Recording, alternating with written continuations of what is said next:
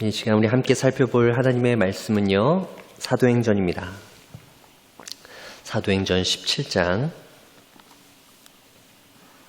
16절부터 34절에 있는 말씀입니다. 신약성경 217쪽에 있습니다. 사도행전 17장 16절부터 34절에 있는 말씀 교독하도록 하겠습니다. 제가 먼저 16절 읽겠습니다. 바울이 아덴에서 그들을 기다리다가 그 성에 우상이 가득한 것을 보고 마음에 격분하여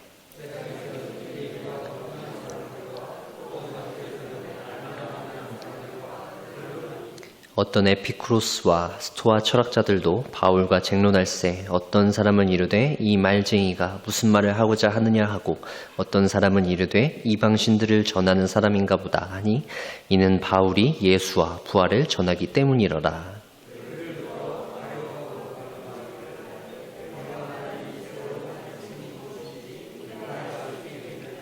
내가 어떤 이상한 것을 우리 귀에 들려주니 그 무슨 뜻인지 알고자 하노라 하니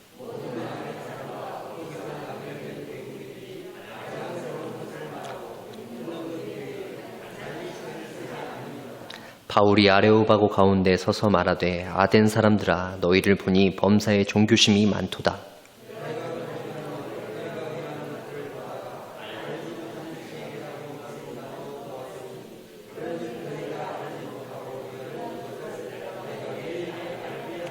우주와 그 가운데 있는 만물을 지으신 하나님께서는 천지의 주제시니 손으로 지은 전에 계시지 아니하시고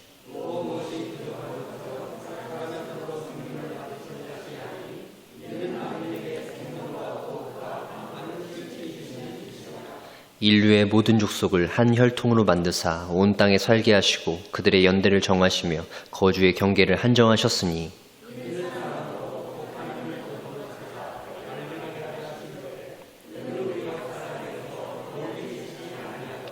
우리가 그를 힘입어 살며 기동하며 존재하느니라. 너희 시인 중 어떤 사람들의 말과 같이 우리가 그의 소생이라 하니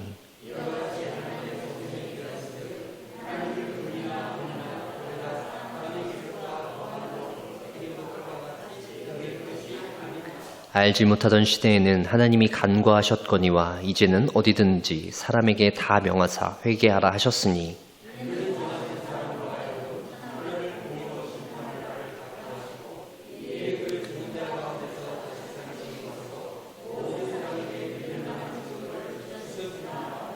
그들이 죽은 자의 부활을 듣고 어떤 사람은 조롱도 하고 어떤 사람은 이 일에 대하여 내 말을 다시 듣겠다 하니 함께 읽겠습니다. 몇 사람이 그를 가까이 하여 믿으니 그 중에는 아레오바고 관리 디오누시오와 다말이라 하는 여자와 또 다른 사람들도 있었더라. 아멘. 예, 오늘 저희가 살펴볼 본문은 바울의 그 2차 전도 여행 중에 그 아덴이라고 하는 지역에서 복음을 전했던 그 부분을 살펴보도록 하겠습니다. 2차 여행 사진을 한번 보면서 잠깐 설명드리도록 하겠습니다. 바울이 이제 안디옥이라고 하는 곳을 떠나서 더베, 루스트라를 지나서 드로아까지 가게 됩니다. 그리고 그곳에서 이제 내게로 와서 도우라라고 하는 그 환상을 본 이후에 이제 빌립보로 건너가게 되죠. 그래서 빌립보에서 건너가서 복음을 열심히 전하던 바울이 암비볼리와 아볼로니아와 이제 데살로니가를 거치게 됩니다. 그리고 이제 데살로니가와 베레아에서 복음을 열심히 전한 바울이 아덴이라고 하는 지역으로 머물게 되는데요. 이 아덴은 오늘날 아테네라고 하는 그리스에 있는 지역입니다. 아주 유명한 곳이죠. 이 아덴에 간 바울이 이제 아레오바고라고 하는 곳에서 했던 그 변증 그리고 설교의 내용이 핵심을 이루고 있는 본문입니다. 먼저 이제 바울이 이 아덴이라고 하는 지역까지 오게 된 경위를 한 번 더 생각해 볼 텐데요. 사도행전 17장 13절 14절 말씀입니다. 데살로니가에 있는 유대인들은 바울이 하나님의 말씀을 베레아에서도 전하는 줄을 알고 거기도 가서 무리를 움직여 소동하게 하거늘 형제들이 곧 바울을 내보내어 바다까지 가게 하되 실라와 디모데는 아직 거기 머물더라. 이제 데살로니가에서 복음을 전한 바울이 베레아라고 하는 지역에 가서도 복음을 전합니다. 근데 베레아에서 복음을 전하는데 데살로니가에서 있었던 그 소동이 있었어요. 그 소동을 일으킨 자들이 바울이 베레아로 가니까 베레아까지 따라와서 소동을 일으키는 것입니다.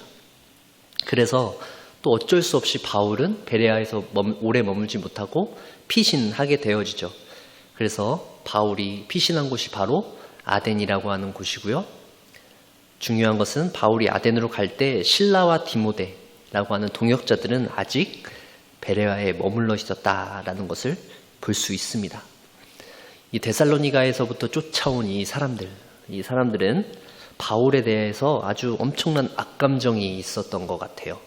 복음을 전했던 그 바울의 모습이 마음에 들지 않았던지 아니면 자신들의 어떤 삶에 있어서 바울이 결코 아마 도움을 주지 않았기 때문에 뭔가 마음에 들지 않아서 그랬겠죠. 그래서 바울이 가는 곳마다 쫓아다니고 있는 것입니다. 바울이 데살로니가에서 복음을 전하고 베레아로 갈 때까지 이제 뭔가 데살로니가에서 상황이 정리되지 않은 채 베레아로 떠났기 때문에 그들은 바울을 찾아내려고 아주 눈이 시뻘개져서 찾으러 간 것이죠. 바울이 아덴에 가기까지의 상황은 바로 이런 것입니다. 피신한 상황인 거죠. 그리고 그것도 다 함께 피신한 것이 아니라 바울만 홀로 일단 급하게 피하고 나머지 사람들은 일단 시간을 약간 벌고 있는, 그들을 붙잡아 두고 있는 상태라는 것을 여러분들이 기억하시면 좋을 것 같아요. 바울은 일행들과 가지 않고 그렇게 혼자 피신한 상태로 아덴으로 갔습니다. 그때 바울은 어떤 생각을 했을까요? 후회하며 자책했을까요? 야, 내가 복음 전하는 일 괜히 시작했다. 1차까지만 하고 그만할걸. 괜히 2차 시작해가지고 이렇게 됐구나. 뭐 이런 후회들을 했을까요? 정확히 알 수는 없지만 결국 바울은 그런 어려운 상황을 맞이해서 아테네까지 가게 됩니다. 바울이 여행을 계획해서 갔다 하기보다 이렇게 쫓겨갔다, 피신했다라고 말씀드렸는데요. 그 상황 속에서 바울이 이제 아덴 지역에서 복음을 전하는 내용이 오늘 저희가 살펴본 17장 16절부터 기록되어져 있는 내용이죠. 바울이 거기서 복음을 전한 이후에 아주 소수의 회심자가 있었다라고 하는 내용이 오늘 본문의 내용입니다. 바울은 아덴에 가서도 복음 전하는 것을 그치지 않았어요.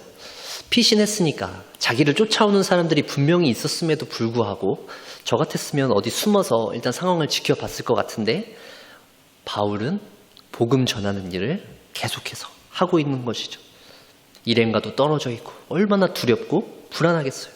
그렇지만 바울은 이렇게 열심히 복음을 전합니다. 복음을 향한 이 바울의 열정을 우리 살펴볼 수 있는 것이죠. 바울이 이렇게 복음에 대해 열정을 가지고 있었다면 우리의 삶은 어떻겠습니까? 우리 성도들 역시도 복음을 전하는 삶을 살아야 할 텐데 우리가 만약에 바울과 같은 상황에 처한다면 우리는 그렇게 열심히 복음을 전할 수 있었을까요? 오늘 우리는 이 바울의 모습을 통해서 자신을 쫓아오는 사람들이 있었음에도 불구하고 열심히 복음을 전하는 그의 그 열정적인 모습을 통해서 과연 복음을 전하며 산다는 것, 성도로서 산다라는 것, 그것이 무엇인지 생각해 보길 원합니다. 어떤 상황과 환경 속에서도 우리는 포기하지 않고 끈기와 집념을 가지고 살아가야 한다라는 그 사실을 발견하길 소망합니다. 지금 여러 가지 어려운 문제들로 지치고 상한 마음을 가지고 계신 분들이 계시다면 오늘 본문을 통해서 여러분들의 열정이 회복되어지고 하나님께서 주시는 그 힘과 능력을 경험하시는 귀한 시간 되길 소망합니다. 먼저 살펴볼 내용은 바울이 이 아덴에서 복음을 전할 때 느꼈던 감정에 대해서 살펴볼 텐데요. 바로 그것은 16절에 기록되어져 있습니다. 우리 16절 말씀 함께 읽어볼까요? 바울이 아덴에서 그들을 기다리다가 그 성에 우상이 가득한 것을 보고 마음에 격분하여. 바울이 지금 어떻게 하고 있습니까? 격분했어요. 분노하고 있는 것입니다. 무엇 때문에요? 아덴 지역에 있는 그 만연한 우상 숭배의 모습을 보았기 때문이죠. 여러분, 바울이 이렇게 분노하고 있는 모습을 보면서 여러분들도 한번 생각해 보세요. 한 주 동안 여러분들이 생활하시면서 여러분들을 분노하게 하는 일이 있었나요?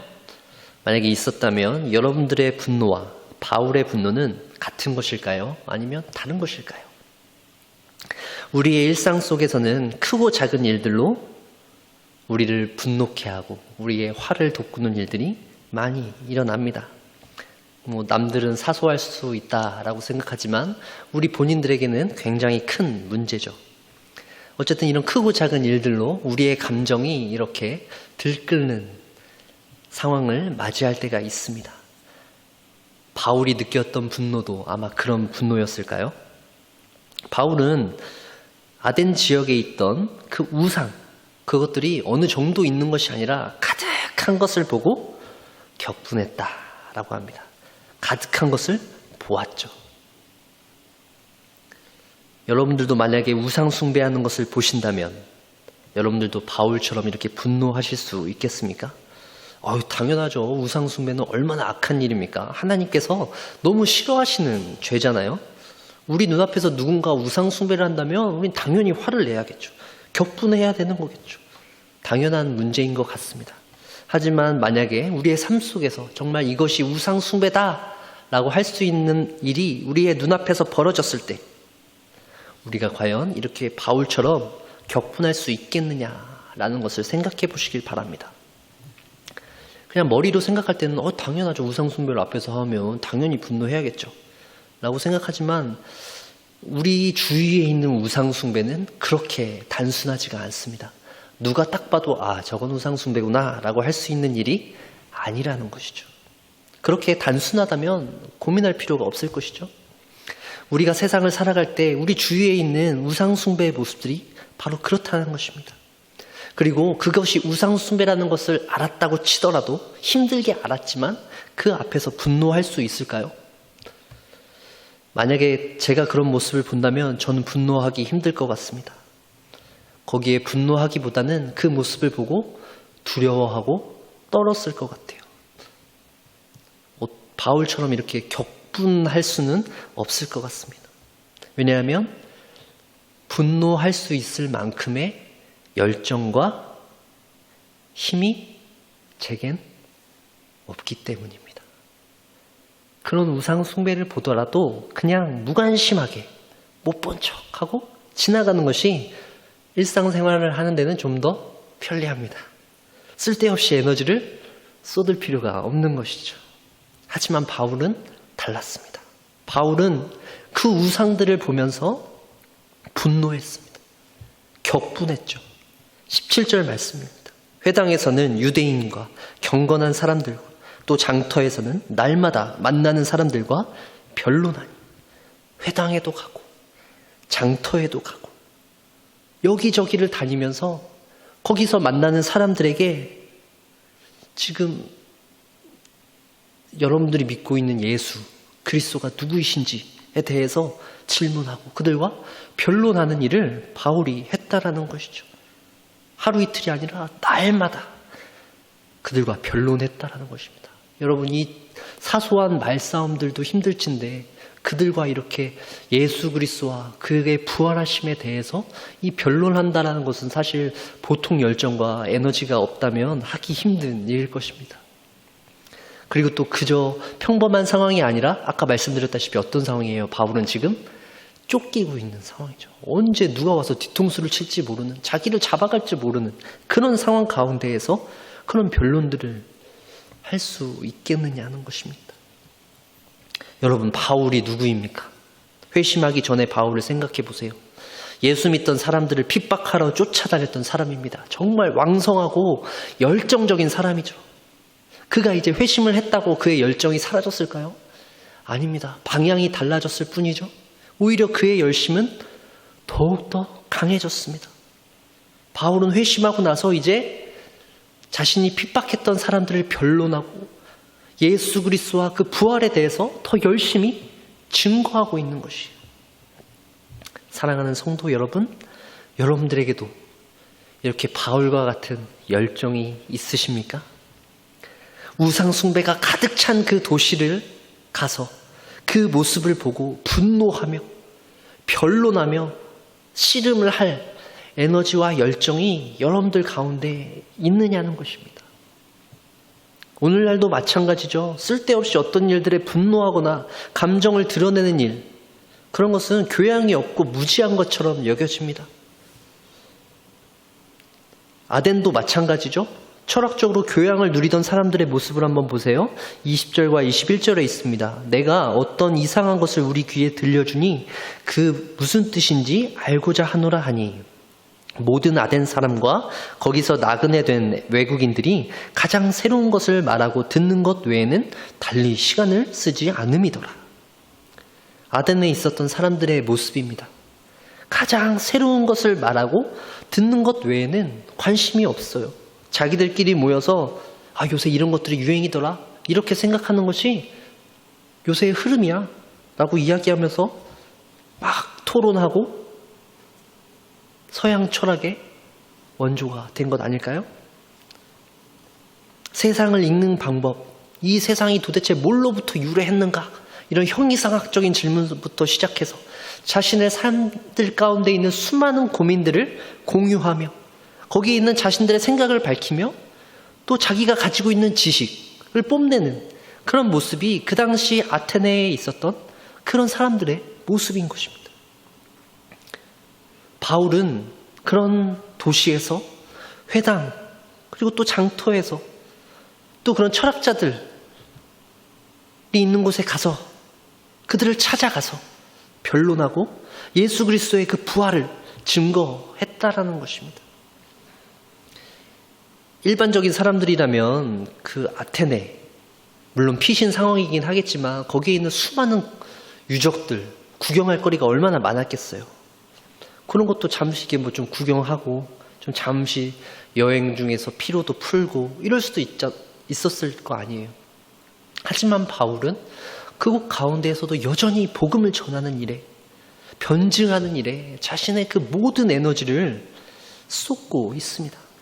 바울도 아테네가 얼마나 좋았겠어요. 로마 시민권을 가지고 있었어요. 헬라식 교육을 받았기 때문에 이 아테네의 명성을 충분히 알았겠죠. 곳곳에 가서 그 철학의 영향을 마음껏 누리고 싶지 않았을까요? 인간적인 생각에서는요. 하지만 바울은 그런 일들보다 거기에 가득한 우상들을 볼 수밖에 없었던 것이죠. 그리고 그 우상들을 보며, 그리고 그 우상들을 섬기는 사람들의 모습을 보며 격분할 수밖에 없었어요. 분노가 치밀어 올랐다는 것이죠. 사랑하는 성도 여러분, 우리가 마땅히 이렇게 분노해야 할 일들이 있음에도 불구하고 분노해야 할 일들에는 분노하지 않고 그저 무시하고 지나갈 때가 있고, 오히려 분노하지 않아도 될 일들에 대해서는 너무 많이 에너지를 쏟고 있지는 않나요? 성경 속에서 이렇게 거룩한 분노, 의분이라고 하죠. 이런 분노를 표출한 부분들이 몇 군데 있죠. 근데 저는 다윗이 떠오르더라고요. 바로 블레셋과의 전투를 앞두고 다윗이 했었던 말입니다. 골리앗이라고 하는 장군이 이 싸움을 도두기 위해서 막 나와서 이야기하잖아요. 막 이스라엘 군대를 모욕하고 블레셋 신들의 이름을 외치며 이스라엘의 신이신 하나님을 모욕하는 아주 그런 모욕적인 처사를 행하잖아요. 그럴 때 이스라엘 백성들은 뭐 했습니까? 골리앗에게 아무런 대응을 하지 못했어요. 무서워서 벌벌 떨고 있었고, 싸워서 나가야 할 사람들은 도대체 어떻게 저 골리앗을 상대해야 될지 아무리 고민해도 방법이 나오지 않았던 것이죠. 그래서 끙끙 앓고 있었던 것 아닙니까? 바로 그때 다윗이 형들에게 먹을 것을 전해주러 아버지의 심부름을 하러 온 길에 골리앗의 그 목소리를 듣고 이야기하잖아요. 사무엘상 17장 36절인데요. 제가 읽어드릴게요. 주의 종이 사자와 곰도 쳤은즉 살아계시는 하나님의 군대를 모욕한 이 할례받지 않은 블레셋 사람이리이까 그가 그 짐승의 하나와 같이 되리이다. 사울 왕 앞에 가서 다윗이 한 이야기입니다. 어린 다윗에게서 어떻게 그런 용기가 나올 수 있었을까요? 그가 분노하는 모습, 다윗이 분노했던 그 모습과 오늘 바울이 분노하고 있는 이 모습, 그리고 세상을 살아가면서 우리가 분노할 수밖에 없는 그 모습, 무엇을 우리에게 말해주고 있는 것입니까? 하나님의 백성들로서 우리가 이 세상을 살아갈 때 우리에게는 이렇게 분노와 마주할 수밖에 없는 순간들이 있게 된다라는 것이죠. 바로 하나님의 이름을 모욕했던 그 골리앗과 같은 사람들, 이스라엘 백성들은 아무도 대응할 수 없었던 그 무력한 상황 가운데에서 다윗이 용기를 낼 수 있었던 것은 그가 하나님의 영에 깊이 사로잡혀 있었기 때문입니다. 세상의 원수와 대적들에게 대응할 아무런 힘과 능력이 없었던 이스라엘 백성들과는 달리 어린 소년이었던 이 다윗은 그것을 참을 수가 없었던 것이죠. 오늘날 우리는 어떻습니까? 세상의 힘과 권력 앞에서 우리는 그들에게 마땅히 그렇게 분노할 수 있습니까? 그들에게 하나님의 말씀을 전하고 하나님의 능력이 이것이다라고 외칠 수 있으신가요? 그들의 불의와 교만함을 보면서 우리는 그들에게 분노하고 있습니까? 분노하고 싸워야 할 때와 침착하게 있어야 할 때를 알 수 있는, 분별할 수 있는 그런 능력이 저와 여러분들에게 있길 바랍니다.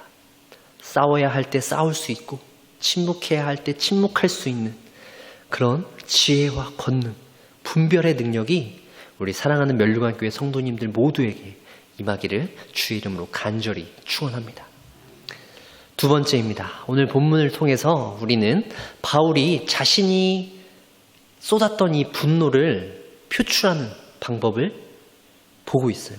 바울이 격분했지만 마음에 격분한 것이지 막 그것을 막 소리 지르면서 막 이렇게 쏟아놓지 않았습니다. 바울이 어떻게 쏟아놨냐면요. 22절부터 기록되어져 있는 바울의 이 설교 변증이라고 할 수 있는데요. 22절부터 31절까지 기록되어져 있죠. 보통 우리가 감정적으로 화가 나면 어떻게 됩니까? 막 소리를 지르고 막 물불을 가리지 않고 이렇게 되는데요.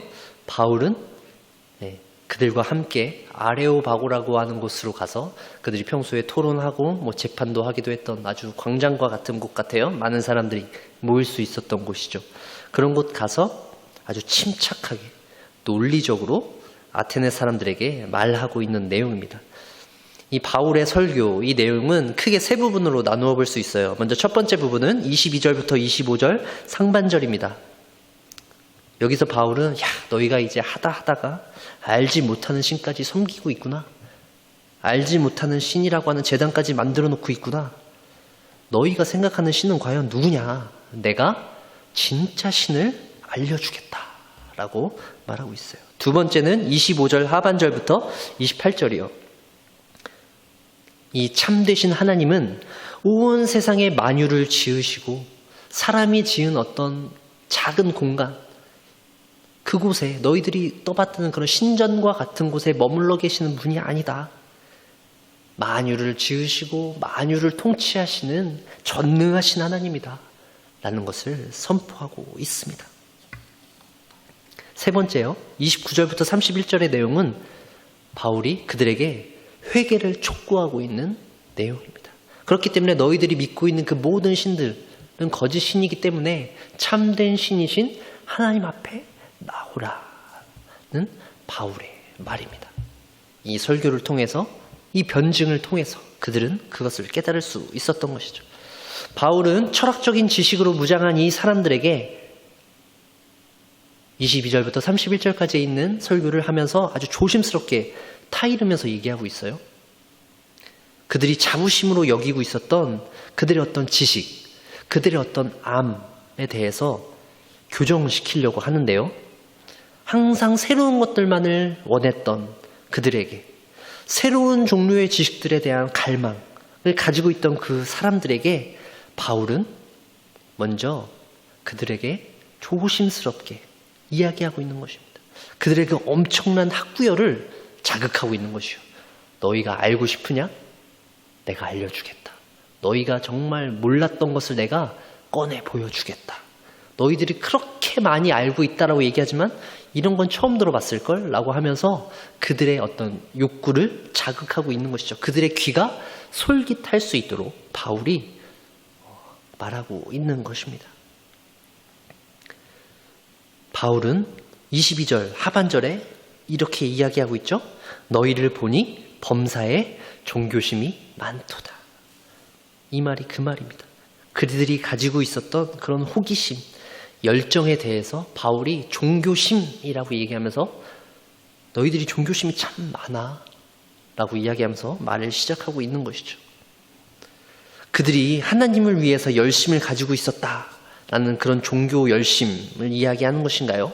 그렇다기보다 그들 가운데 있는 그 수많은 우상들, 수많은 신들, 심지어는 혹시나 자기들이 빠뜨렸을까 걱정해서 알지 못하는 신들을 위한 제단까지 만들어놓고 섬기고 있는 그들의 그 우상 숭배를 지적하면서 그들의 열심이 올바른 열심이 아니다 라고 이야기하고 있는 것입니다. 똑똑하고 배운 것들이 많은 이런 사람들임에도 불구하고 그들은 미신적인 것에 빠져서 여전히 수많은 신들을 섬기고 있어요. 왜 그럴까요?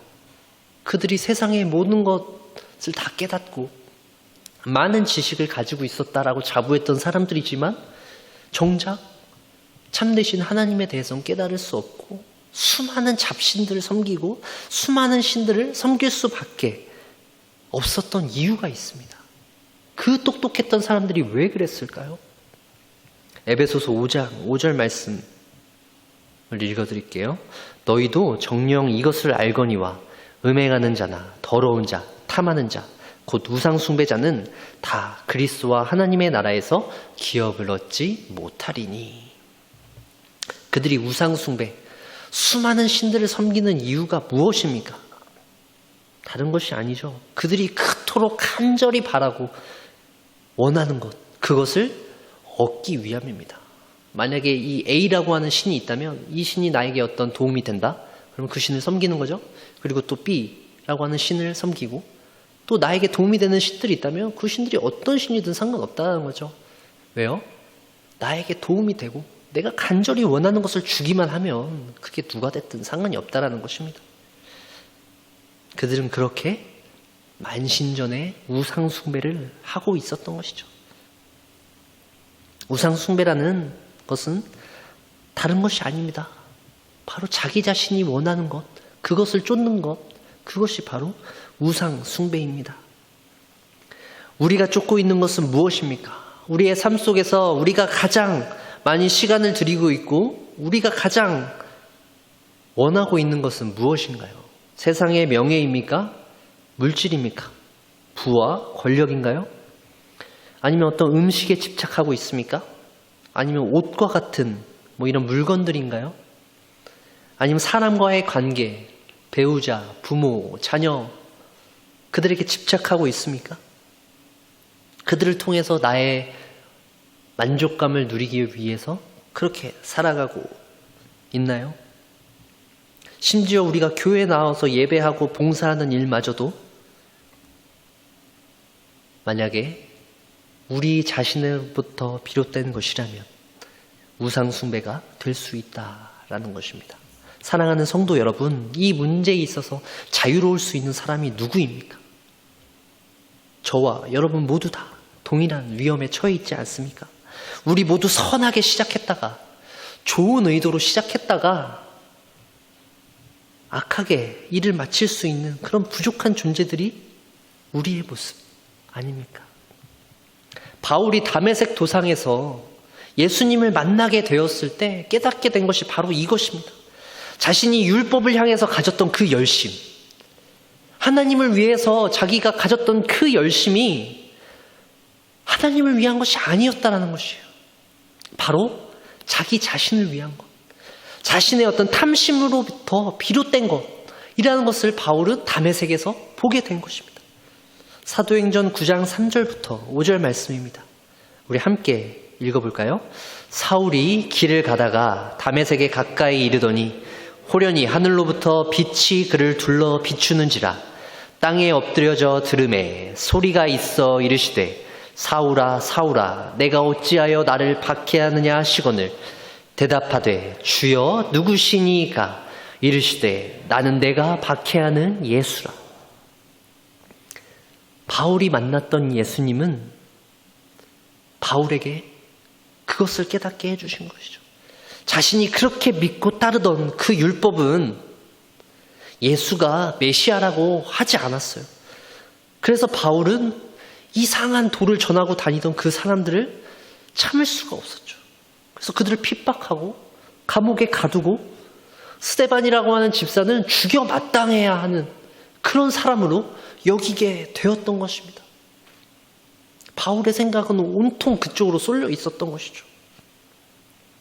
하지만 그 모든 것은 바울 가운데 있었던 그 마음의 탐심, 그것을 포장했던 것에 지나지 않습니다. 바울은 그 율법적인 욕심, 하나님을 향한 열심을 내세워서 자신의 어떤 욕심을 이루기 위해서 노력했던 것이죠. 하지만 바울은 몰랐습니다. 다메섹에서 예수님을 만나기 전까지요. 그가 잘못된 것을 알았다면 그가 그렇게 행동하지 않았을 것입니다. 이렇게 세상의 지식과 철학들, 결코 우리의 본 모습을 온전히 보지 못하도록 합니다. 우리가 아무리 똑똑하다라고 한들, 우리가 이 세상에서 아무리 많은 지식들과 정보들을 가지고 있다라고 한들, 우리는 예수 그리스도 안에 있지 않다면 결코 우리 안에 있는 이런 탐심, 내가 가지고 있는 이 허영들, 내가 가지고 있는 이 욕심들을 결코 바라볼 수 없을 것입니다. 바울이 그랬던 것처럼요. 우리는 우리가 보는 것, 우리가 듣는 것, 이 세상에서 우리가 겪고 있는 수많은 그 일들을 통해서 우리는 그리스도의 말씀과 그리스도의 생각, 그리스도의 뜻과는 전혀 상관없이 행할 수 있습니다. 생각할 수 있는 것이죠.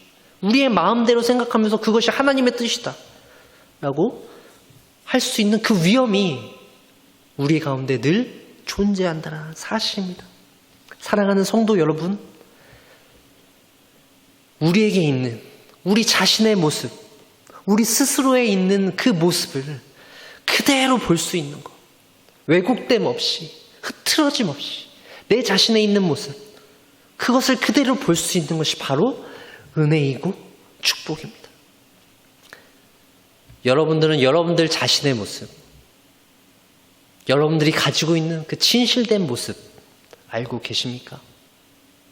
사람들에게 보여지는 모습 말고요, 남들이 나를 보고 있는 모습 말고요, 여러분들 스스로가 여러분들 스스로에게 하나님의 말씀에 비추어 봤을 때의 나의 모습, 그 모습을 여러분들은 매일매일 마주하고 계십니까? 이렇게 자신의 진실된 모습을 본 사람은 하나님 앞에 이렇게 고백할 수 있습니다. 하나님 앞에 자신이 깨달은 것을 타인에게 말하지 않고는 견딜 수 없는 것이죠. 자신의 모습을 온전히 깨닫게 된 사람들은 하나님의 말씀, 하나님께서 우리를 향하신 그 뜻을 가지고 다른 사람들에게 갈 수밖에 없는 그 열정을 가질 수밖에 없다라는 것입니다. 아무쪼록 우리 가운데 그런 열정이 다시 회복되어지길 소망합니다. 그래서 바울이 그렇게 복음을 가지고 열심히 수고했던 것처럼 우리 사랑하는 성도들 역시도 하나님의 그 복음을 깨닫고 그 복음의 빛 가운데 발견된 우리의 모습을 통해서 세상 사람들에게 그 복음의 빛을 전하며 그 복음의 빛을 비출 수 있는 저와 여러분들 되시길 간절히 소망합니다. 그렇게 해서 여러분들의 그 삶의 모습을 통해서 수많은 사람들이 예수 그리스도의 그 복음을 깨달아 알을 수 있는 그 귀한 통로로서 여러분들을 사용하시길 주의 이름으로 간절히 축원합니다. 마지막으로 한 가지만 더 살펴보겠습니다. 바울이 이제 그의 마음 가운데 이 격분된 마음을 가지고 격앙된 마음을 가지고 자신의 그 마음을 표출하였죠. 설교를 통해서 그들에게 설명했습니다. 그리고 나서 바울이 촉구하고 있는 그 한 가지 핵심적인 메시지, 그걸 살펴보겠는데요. 30절 말씀입니다.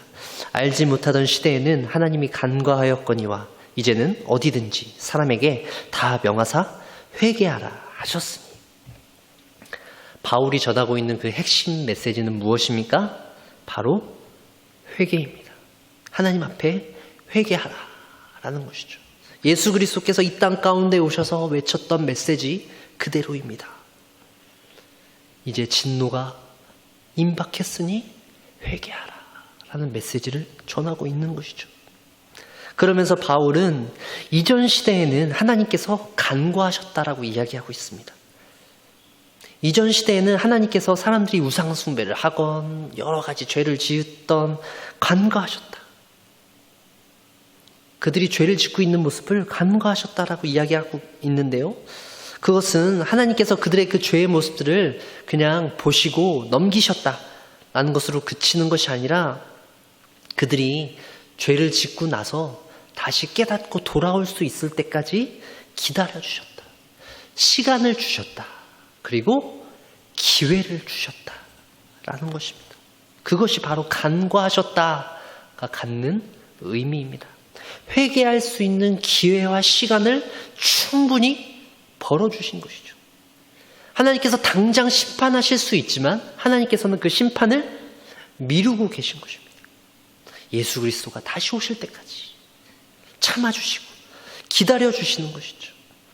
이것이 하나님의 사랑이자 하나님의 은혜 아닙니까?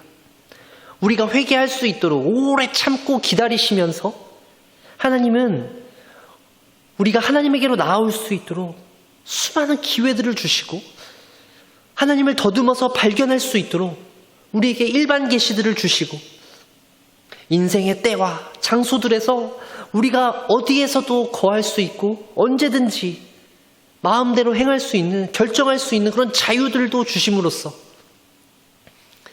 우리가 하나님께 나올 수 있는 충분한 기회, 충분한 시간들을 우리에게 허락해 주셨잖아요. 우리의 일생들을 그렇게 허락해 주신 것 아닙니까? 사랑하는 성도 여러분, 우리에게 주어진 이 자유, 우리에게 주어진 이 인생 가운데 그 모든 것들은 결국 우리에게 무엇을 이야기해 주고 있습니까? 우리에게 하나님께서 원하고 계신 메시지가 무엇입니까? 바로 우리가 날마다 회개해야 한다는 것입니다. 예수 그리스도를 영접하고 내가 예수 그리스도의 자녀가 되었다라고 이야기했을 때 그때 한번 회개하고 끝나는 것이 아니라 날마다 우리의 죄의 짐을 지고 나아가는, 우리가 예수 그리스도께 나아가며 날마다 회개하는 것을 주님께서 원하고 계시다는 사실이죠. 31절 말씀을 보세요. 이는 정하신 사람으로 하여금 천하를 공의로 심판할 날을 작정하시고 이에 그를 죽은 자 가운데서 다시 살리신 것으로 모든 사람에게 믿을 만한 증거를 주셨음이니라 하니라. 하나님께서 한 사람을 정하셨습니다. 누구입니까? 바로 예수 그리스도입니다. 하나님께서 우리에게 보내주신 그 예수 그리스도를 정하셔서 예수 그리스도를 통해서 천하를 공의로 심판할 날을 작정해 두셨습니다.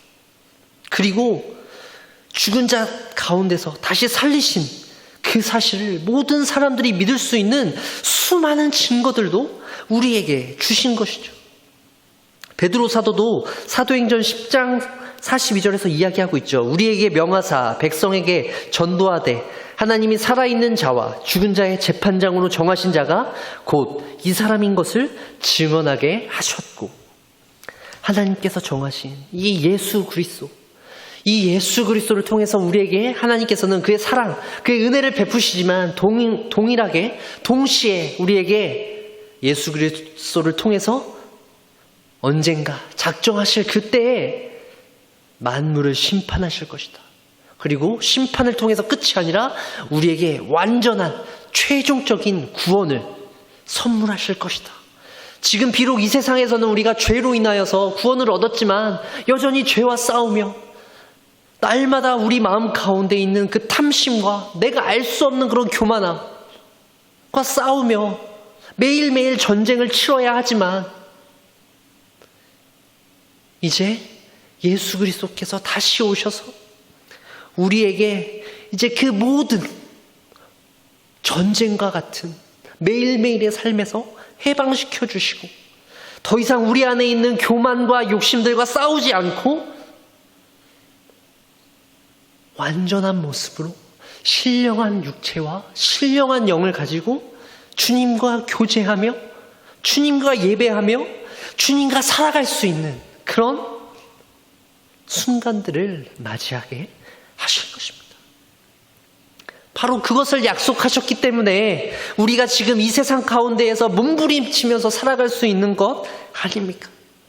그렇기 때문에 우리가 오늘날 이 세상 가운데에서 오래 달리기를 하는 것처럼 긴 경주를 하고 있는 것 아닙니까? 매일매일 주어진 시간에 열심히 생계를 위해서 수고하고 또 우리의 영적인 훈련을 위해서 말씀 묵상하고 기도하고 각자의 자리에서 헌신하고 봉사하며 주님 앞에 나와서 이 몸된 교회를 이루기 위해서 우리가 노력하고 있는 것 아닙니까? 우리가 목표로 하고 있는 그곳을 향해서 나아가고 있는 것 아니냐는 말씀입니다. 우리가 그 목표 지점까지 하나님께서 우리에게 예비하신 그 지점까지 달려가는 일에 우리가 최선을 다하고 있습니다. 참 힘들고 어려운 길입니다. 각자 각자의 속도로 나아가길 소망합니다. 각자 각자에게 맞는 방법으로 사람들의 눈치를 보지 말고 여러분들의 그 경주에 최선을 다하시길 바랍니다. 하나님께서 주신 그 비전과 하나님께서 그 주신 사명을 따라서 살아갈 수 있는 저와 여러분들 되시길 주의 이름으로 간절히 축원합니다. 말씀을 정리하겠습니다. 바울은 아테네 사람들을 향해서 분노했어요. 그냥 단순히 인간적인 분노가 아니라 바울은 자신이 예전에 저질렀던 동일한 실수를 아테네 사람들 사이에서 그들의 모습을 통해서 발견한 것입니다. 아테네 사람들이 했던 동일한 실수를 자신이 했던 것을 바울은 보게 된 것이죠. 세상의 지식과 철학을 쫓아서 늘 새로운 것을 구하며 살았던 그런 모습들 말입니다. 하나님께서 지으신 그 천지 만물과 예수 그리스도를 통한 그 구원의 소식을 경멸하고 하찮게 여겼던 그들의 모습 속에서 바울은 자신의 그 예전의 모습을 바라보았던 것입니다. 그래서 더 분노했을지 몰라요. 하지만 바울은 그들에게 차분하게 하나님의 말씀을 선포합니다. 그리고 그들에게 회개하라는 메시지를 던져주고 있는 것입니다. 하나님께서 바울을 통해서 아텐 사람들에게 그런 말씀들을 전하셨듯이 우리도 마찬가지입니다. 동일합니다. 우리에게도 동일하게 회개하라고 하는 그 말씀, 날마다 우리의 삶 가운데 하나님을 향한 진실한 마음을 가지고 우리의 모든 죄의 짐을 내려놓고 나아갈 수 있는 저와 여러분들 되어주길 소망합니다. 그리스도의 그 뜻을 따라 순종하면서 살아갈 수 있는 그 힘과 능력을 주님 앞에 구하며 살아나갈 수 있는 저와 여러분 되어주시길 주의 이름으로 간절히 축원합니다. 기도하겠습니다.